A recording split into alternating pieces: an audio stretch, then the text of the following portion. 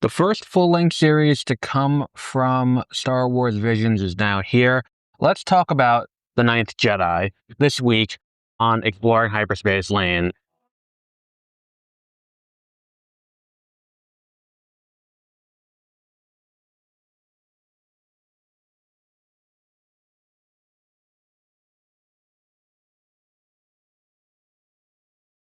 Good morning, and welcome to Exploring Hyperspace Lanes. I am Adam. It is the Wednesday after a new Star Wars release, so here we are to talk about it because I got to watch it in its entirety. Let's start with some context. You know I like context when I talk about these things.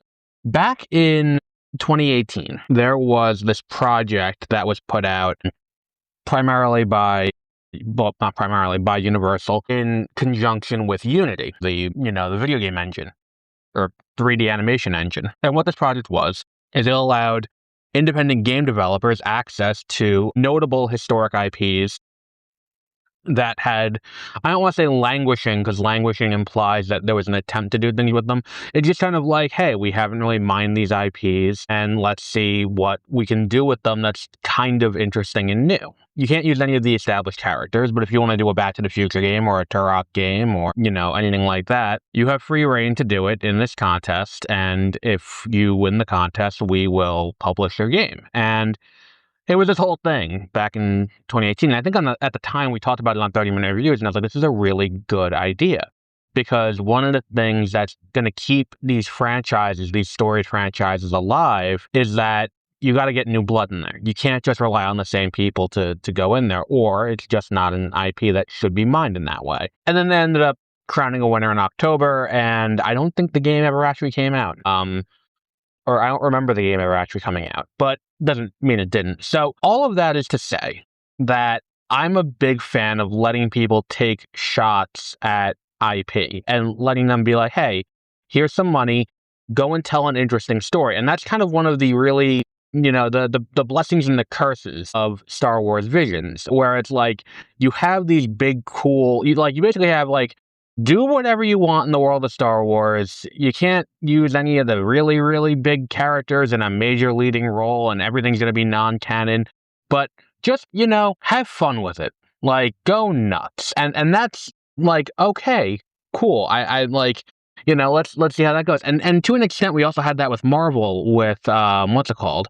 Marvel did this in, last year with Eyes of Wakanda, where it was a thing like, hey, let's see all these varying studios take an Afrofuturist, take on, I mean, not that Wakanda isn't an Afrofuturist thing to begin with, but like, let's have all these studios kind of take their shot at it. And, the end result is always kind of a little interesting. So the idea that like the Ninth Jedi was going to get its own series order is kind of an interesting thing, because the Ninth Jedi is like the distant future.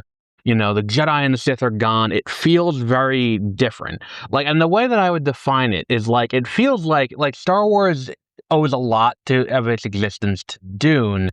This feels very Dune, like Star Wars as Dune. And I did really enjoy this show.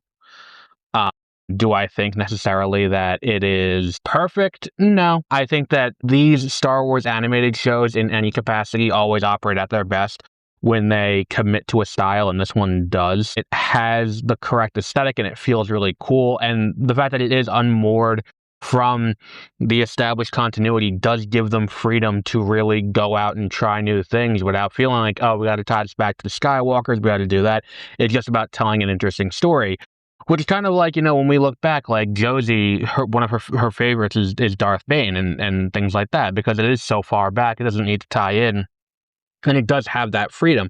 I really enjoyed the High Republic, because the High Republic is this kind of the same thing. It's this idea that we are going to, we're going to tell this story that's like 200 years before everything we've talked about. And we're just going to let it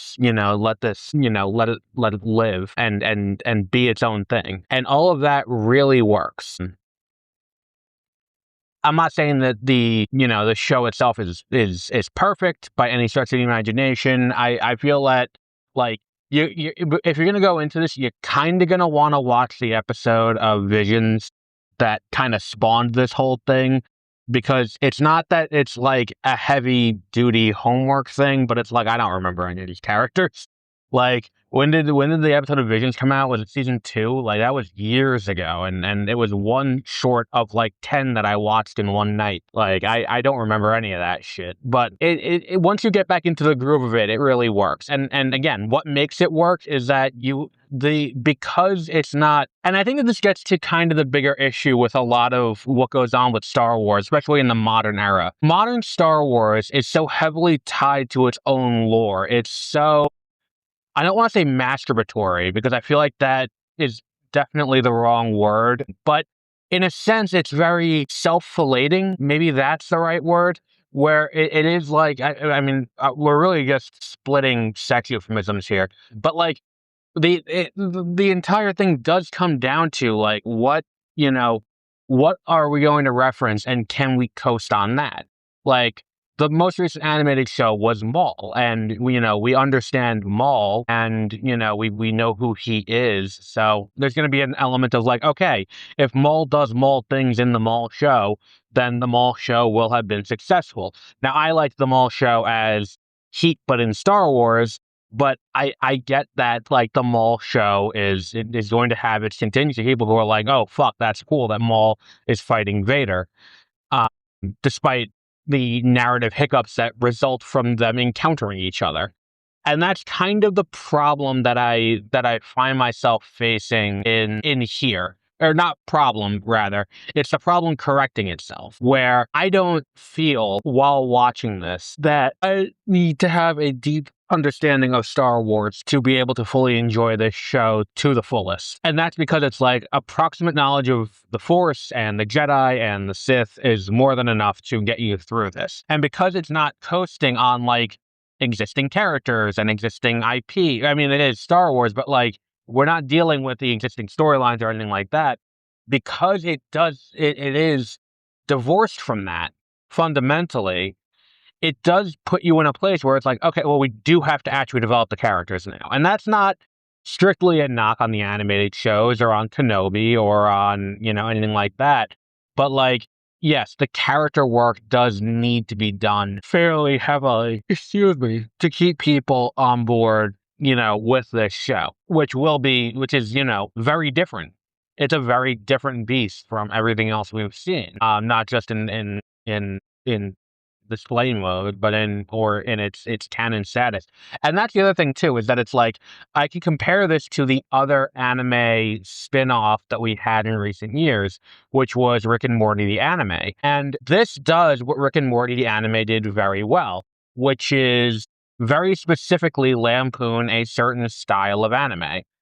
And I think it was different for Rick and Morty because, it wasn't meant to riff or anything like that. It was just in this style and it nailed that style. This show does that too, but at the same time, because it's not sticking to the existing characters and everything we already know, it does have that freedom to do new things in a way that Rick and Morty the anime really didn't. Rick and Morty the anime, the characters didn't feel true to form. This still feels very true to Star Wars. Everything about this feels very, I guess true to franchise is probably the right way to define it. It feels in line with everything we've come to expect from this series. It's just with a new coat of paint on it in a way that is different from what we've seen before. This is I'll say 5 out of 5. I really enjoyed The Ninth Jedi. I'm unlikely to ever go back to it, but I did really enjoy it. We'll wrap up there for today. And until our next episode, have a great rest of your week. Before you go, I also write fiction. My newest novel, Succession Planning, is out on August 28th, available both in paperback and an ebook. It follows a journalism grad stuck managing a store while the owners wage a quiet war over who takes over the business. It's about ambition, inertia, and taking the easiest choice. The link is in the description. That's Succession Planning, out on August 28th.